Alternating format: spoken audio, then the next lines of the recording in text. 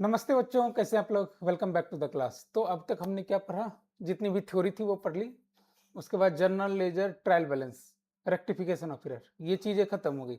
अब हम लोग आज के लिए बोले थे, आज हम आएंगे BRS. This is your third topic. अब बोलोगे सर 8 टॉपिक है, इसमें थर्ड टॉपिक पे ही है अभी। अरे हो जाएगा दोस्त, क्यों टेंशन ले रहे हो? This is my responsibility. अभी जो 1 मंथ का टाइम है, आई achieve your entire syllabus, and I'll be able to make some revisions also. Okay, revisions paper also, and for your revision. So don't worry. I know at what speed I am going, at what speed you will understand, and what speed I have to complete my syllabus. So don't worry. Okay. So BRS की पहले वही theory है यार, तो theory चलो आज theory ही रखते हैं। तो सबसे पहले आप किसके किसके पास बैंक का अकाउंट है बताओ? बैंक अकाउंट किसके किसके पास है? ये है बैंक, मान लेते हैं ये है बैंक आपका। ओके, किसके किसके पास बैंक अकाउंट है? तो बैंक में होता क्या है आखिरकार, मुझे बताइए। देखिए, बैंक आपका पैसे रखने का एक माध्यम है। ठीक है, क्यों बैंक में पैसे रखते हैं? क्योंकि सेफ होता है, सिक्योर होता है। उसके बाद आपको स्टेटमेंट बिल्कुल क्रोनोलॉजिकल ऑर्डर में स्टेटमेंट मिल जाती है। ठीक है, कभी कभी इंटरेस्ट भी मिलती है। देखिए, दो तरीके के अकाउंट होते हैं, एक होती है सेविंग, दूसरी होती है करंट। सेविंग मतलब जैसे आपने जो अपना अकाउंट खुलाया, जो पर्सनल कैपेसिटी पे खुला गया, वो सेविंग अकाउंट होती है। सेविंग अकाउंट में इंटरेस्ट मिलता है 3%, किसी में 2%, किसी में 4%। करंट अकाउंट में इंटरेस्ट नहीं मिलता है जनरली। जनरली मैं बोल रहा हूँ, इन सम अदर केसेस उसको बोलेंगे फ्लैक्सी में कर दो। इतनी टेक्निकलिटी में नहीं जाना है, आपको इतना समझना है। बैंक अकाउंट है दो तरीके का होता है, करंट अकाउंट एंड दूसरा हो गया सेविंग अकाउंट। तो करंट अकाउंट में इंटरेस्ट नहीं मिलता, सेविंग अकाउंट में इंटरेस्ट मिलता है। दूसरा, आपका एक और अकाउंट होता है डिपॉजिट अकाउंट। डिपॉजिट अकाउंट में क्या होता है, आपके पास पार्किंग मनी पड़े हुए हैं, कुछ मनी एक्स्ट्रा पड़ा हुआ है, उसको आपने डिपॉजिट अकाउंट में रख दिया कि वहां से आप इंटरेस्ट, हायर इंटरेस्ट अर्न करते हो। क्यों अर्न करते हो हायर इंटरेस्ट? क्योंकि उतना पैसा फिक्स हो गया, बैंक के पास उतना पैसा है यूटिलाइज करने के लिए। आपने 1 साल के लिए फिक्स किया तो 1 साल तक वो यूटिलाइज कर सकता है। ऐसा नहीं कि वो कल ही आप उसको जाओगे और तोड़ लोगे। तोड़ सकते हो, लेकिन ऐसा नहीं कि एटीएम में गए और पैसे निकल गए, ऐसा नहीं हो सकता। ठीक है, तो इसलिए क्या होता है, उस पर हायर इंटरेस्ट मिलता है। तो 3 तरीके के अकाउंट मिल गए। एक होता है RD, recurring deposit account. Recurring deposit account क्या होता है? तो हमने क्या बोला ना, जैसे एसआईपी करते हैं ना आप लोग, एसआईपी समझते हैं, सिस्टमेटिक इन्वेस्टमेंट प्लान। एसआईपी जैसे मान लेते हैं कि आपने बोला कि मेरे अकाउंट से, मेरे अकाउंट में 10-10 मेरे अकाउंट में पैसे रहते हैं। हर एक महीना ना बिना मुझसे पूछे हुए 5,000 रुपए की एफडी करते जाओ। ठीक है, तो एफडी का एक ही अकाउंट होगा, उसमें हर एक महीने 5,000 रुपये आते जाएगा। उसको बोलते हैं रेकरिंग। रेकर रेकर हो रहा है। रेकर मतलब रिपीट हो रहा है। रिपीट, एक सर्टेन इंटरवल पे रिपीट होते हुए जो एफडी अकाउंट खुलती है, वो हो गया रेकरिंग डिपॉजिट अकाउंट। कितने तरीके के अकाउंट हो गए आपको? 4 तरीके के, saving, current, fixed and recurring deposit. और बैंक क्या करती है? बैंक क्या करती है? बैंक आपको लोन देती है। बोला हाँ सर, ये तो बैंक तो, हम तो लोन के लिए ही जाने जाते हैं। आप सीएसीएस बनोगे, ऐसी कॉस्ट अकाउंटेंट बनोगे, तो आपको सबसे जो ग्रीनरी वाला काम मिलेगा ना, जिसमें हरी पत्ती ज्यादा मिलेगी, वो होगी लोन, लोन कंसल्टेंसी। तो लोन कितने तरीके के हो सकते हैं? पर्सनल लोन, बिजनेस लोन, दो ही सेगमेंट होता है, personal loan, business loan. Business loan, personal loan. Personal loan मतलब जो एक पर्सनल कंजम्पशन के लिए लिया गया है या पर्सनल एक्सपेंसेस के लिए लिया गया है। बिजनेस लोन क्या होते हैं? जो बिजनेस पर्पस के लिए लिया गया। अब पर्सनल लोन में भी अलग अलग तरीके हैं। एक हो गया पर्सनल लोन, मैंने घर खरीदा, ये भी मेरा पर्सनल लोन है। मैंने कार लिया, ये भी पर्सनल लोन है। मैंने मॉर्गेज के कोई प्रॉपर्टी मॉर्गेज देके लोन लिया, वो भी पर्सनल लोन है। और पर्सनल लोन जिसमें कि कोई कुछ नहीं पूछा जाएगा कि आप क्या करना चाहते हो, नहीं करना चाहते हो इस पैसे का, वो पर्सनल लोन तो है ही। ठीक है, तो आपको एक हो गया पर्सनल लोन, दूसरा हो गया बिजनेस लोन। बिजनेस लोन में भी एक होता है टर्म लोन, एक होता है working capital loan. Term loan बोले तो ऐसा लोन जिसको कि आप इंस्टॉलमेंट में पे करेंगे, और वर्किंग कैपिटल लोन वैसा होगा जिसको कि आप अभी आज की डेट में पैसे आए, आपने पैसे डाले, फिर निकाले, फिर डाले, फिर निकाले, इस तरीके से। टर्म लोन में ऐसा नहीं कर सकेंगे। एक बार आपने पैसे निकाल लिए तो दोबारा आप उसमें, मतलब अगर जमा कर दिए तो फिर दोबारा निकाल नहीं सकोगे। That is the main characteristic of term loan. ठीक है। तो ये बीआरएस की जरूरत बनती क्यों है? क्योंकि देखिए ह्यूमन है ना, आप बैंक का पहले प्रोसेस समझिए। आप क्या करते हो, आपके एक तरफ बैठा है सिस्टम जिसको कि इंसान चला रहा है, दूसरी तरफ बैठा है दूसरा सिस्टम जिसको इंसान चला रहा है। चला कौन रहा है? इंसान। इंसान से गलतियां होती है। मान लेते हैं ये हैंड मेरा बैंक है और ये हैंड कैश, मतलब ये मेरा अकाउंट है और ये बैंक का अकाउंट है, मेरा ही बैंक अकाउंट है। बैंक अकाउंट में इंटरेस्ट लग गई, हमें तो पता ही ना चला, इसको पता ही नहीं कि बैंक में इंटरेस्ट लग गई। तो क्या बैंक का बैलेंस और कैश का बैलेंस टैली होगा क्या? बोला नहीं। कैश जब मैं बोल रहा हूं तो बैंक कॉलम बोल रहा हूं, जब भी मैं कैश बोल रहा हूं, देखिए आप बैंक में पैसे जमा करते हैं, सही है, लेकिन अपने पास भी तो हिसाब रखते हैं कि आज मैंने बैंक में पैसे जमा किए इतने रुपए। बोला हाँ सर ये तो करते हैं। तो आपके हिसाब से जो बैंक का बैलेंस है, बैंक के भी हिसाब से आपका बैलेंस दोनों सेम होना चाहिए। बोला फिर से समझाओ। मैंने बोला आपने अपने फ्रेंड से 500 रुपए की उधारी ली, उसमें से 100 रुपए उसने पे कर लिया, फिर 50 रुपए की उधारी ली, तो टोटल कितना बैलेंस बचता है? 550 रुपए। करेक्ट है?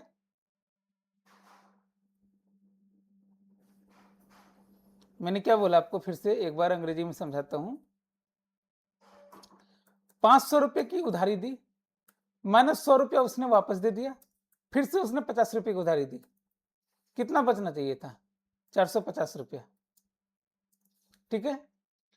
तो आप बोलोगे कि मान लेते आपके फ्रेंड का नाम है रोहन, रोहन 450 रुपये तुमको देने हैं। रोहन बोलेगा अरे नहीं मुझे तो 400 रुपये ही देने हैं। हो सकता है ना? तो आपके बुक्स में रोहन का बैलेंस अलग दिख रहा है, रोहन के बुक्स में आपका बैलेंस अलग दिख रहा है। बोलो नहीं नहीं नहीं नहीं नहीं, याद करो याद करो, ये सब 500 रुपया लिए थे। बोला हाँ 500 रुपया बिल्कुल टैली डे लिए थे। 100 रुपया उसमें से आपने मुझे दे दिया था। बोला हाँ सर 100 रुपया दे दिए थे, इसलिए तो मेरा 400 रुपया बचा। बोला नहीं रे, कल परसों ही तो 50 रुपये फिर से लिए थे तुम। बोला कब? बोले जब दारू पी के टूल पड़े थे सिगरेट पीने के लिए। बोला अच्छा अच्छा, धुंधला धुंधला सा याद आ रहा है। हाँ सही बात है, 50 रुपये लिए थे, तो हाँ अब हो गया, हिसाब मिल गया। इसी को रिकंसिलेशन बोलते हैं। तो अगर आप यही चीज बैंक के साथ करो तो इसको बैंक रिकंसिलेशन बोल देंगे। सिंपल है। ओके। तो क्यों डिफरेंस क्रिएट होता है? क्योंकि बैंक की प्रोसीजर जानिए। आप क्या करते हो, बैंक आपको चेक देती है, आप चेक काट के दे देते हो बैंक में, तो क्या इमीडिएटली डेबिट होती है क्या? अगर मान लेते हैं, ऐसे समझिए, दो बैंक है ना, मान लेते हैं एक है union, union bank of India, और एक है state bank of India.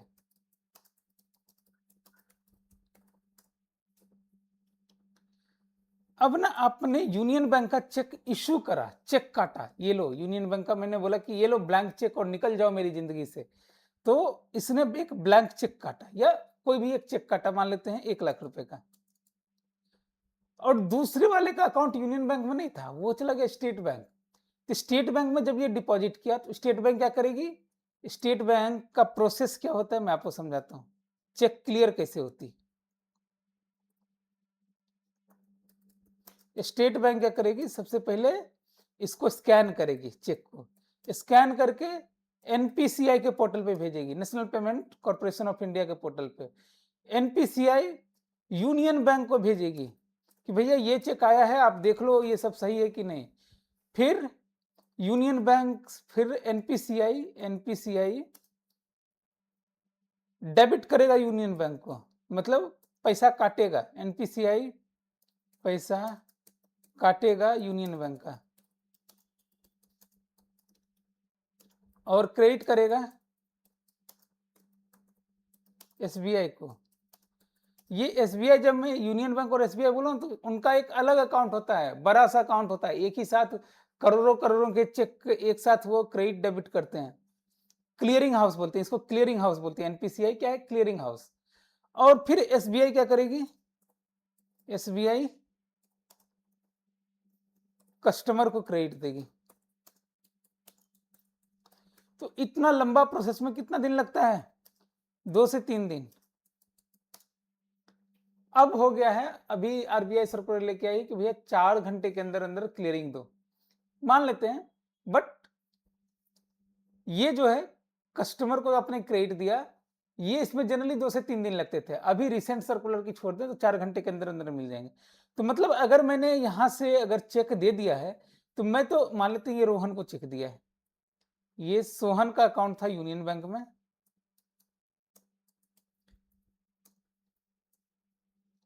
Sohan, और ये था लवली, लवली को चेक दिया था।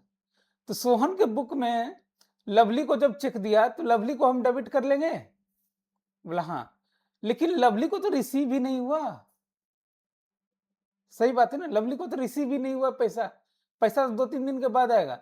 अब हम जो रोहन और लवली का अकाउंट जब रिकनसाइल करने जाएंगे तो रोहन बोलेगा कि तुम्हारा तो 1 लाख हम दे दिए हैं पैसे, ये बोलेंगे मुझे तो पता ही ना चला।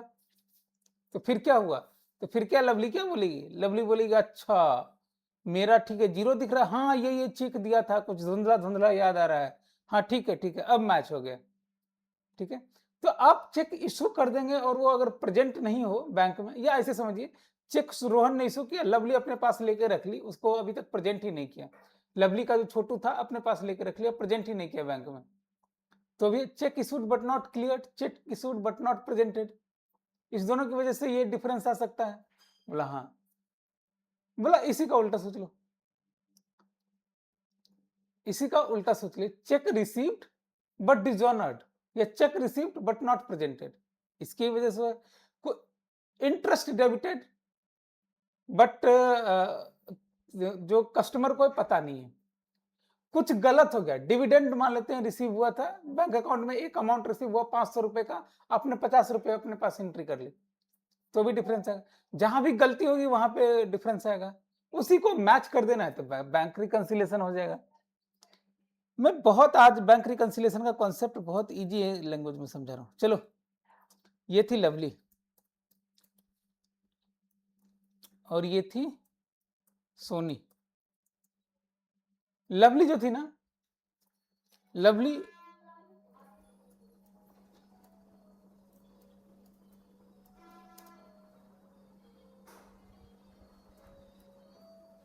बहुत ही ओबीडियंट थी, सोनी नॉट सो ओबीडियंट।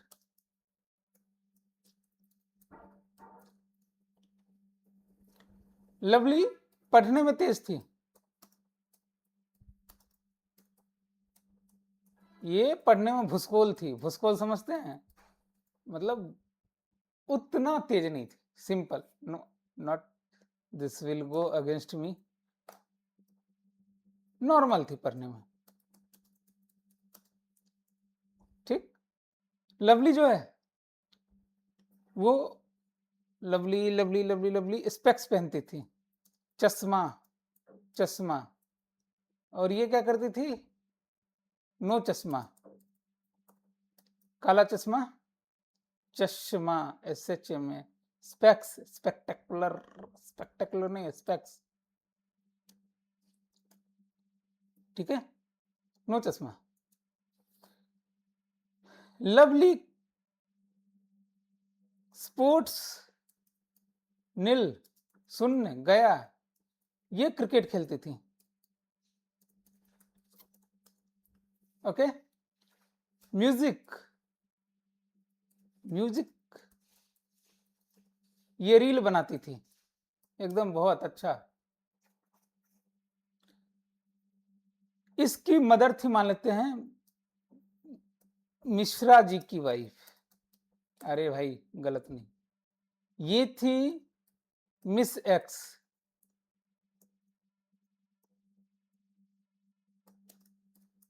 और ये थी मिस वाई।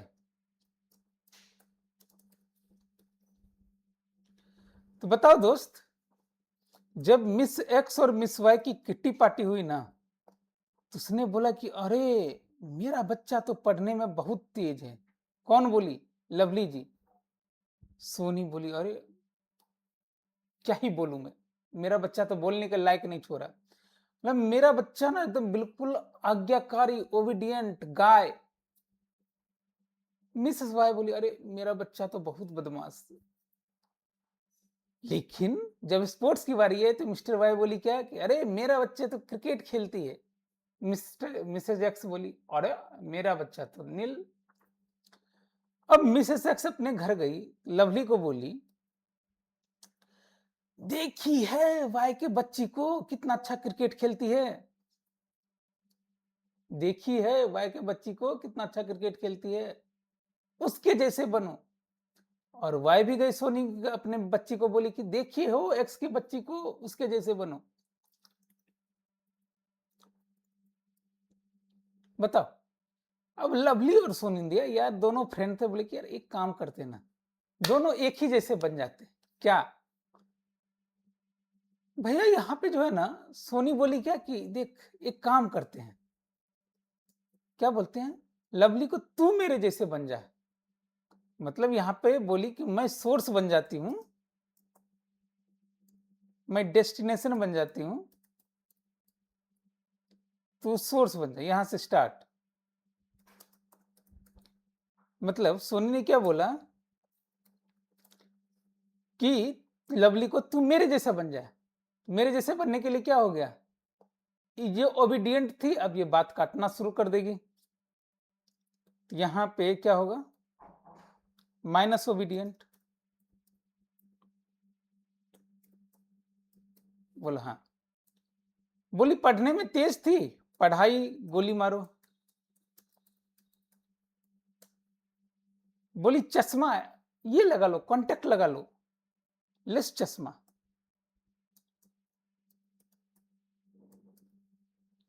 बोला क्रिकेट खेलने लगो।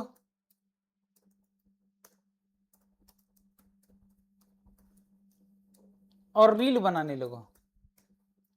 तो बन गई लवली सोनी की तरह। बोला हाँ सर। तो मैंने जो इसके गुण थे, जो एक्स्ट्रा गुण थे उसको माइनस कर दिया, और जो नहीं थे उसको प्लस कर दिया। बोला हाँ यही तो हुआ। या इसको उल्टा कर लो। अब क्या हुआ ना, लवली ने बोला कि मैं क्यों डेस्टिनेशन, मैं क्यों स्टार्ट, तुम मेरी तरह बन जाओ। सोनी को बोला यहां से स्टार्ट करो। क्या करेंगे, बोला भाई ओबीडियंट बन जाओ ना, क्या दिक्कत है। क्या बोला, प्लस ओबीडियंट। बोला पढ़ाई करने लगो।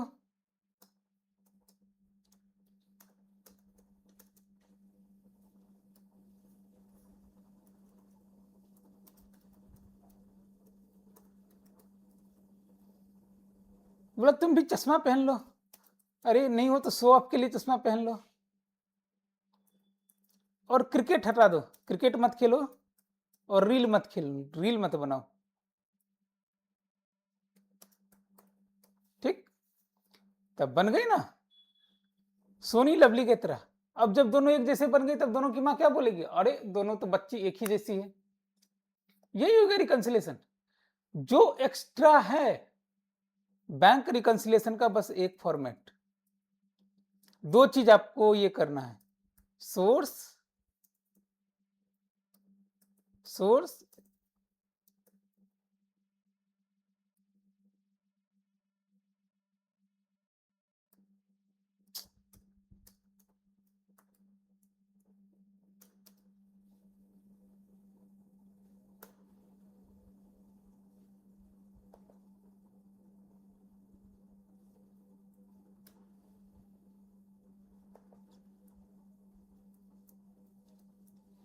और डेस्टिनेशन।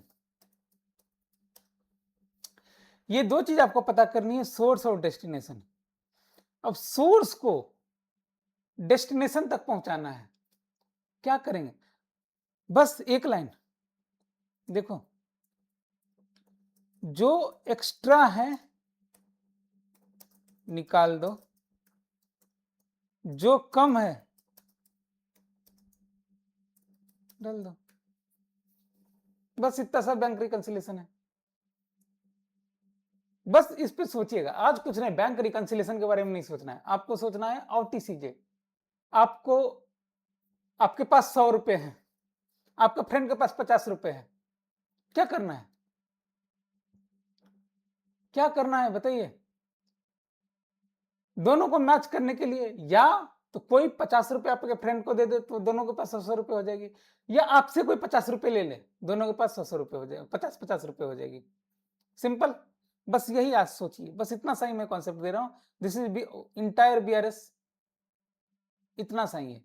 इसके अलावा हम कुछ नहीं करेंगे। अच्छा, हम मैथमेटिक्स से बीआरएस बनाएँगे, हम अकाउंट से नहीं बनाएँगे। हम क्या करेंगे? हम सोर्स में लिखेंगे बैलेंस, प्लस और माइनस करेंगे और उसको बाद में हम फॉर्मेट में डालेंगे।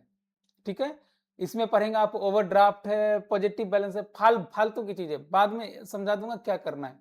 ठीक है? तो आज के लिए बस इतना ही रखते हैं, लाइट रखते हैं आज की क्लास। Thank you.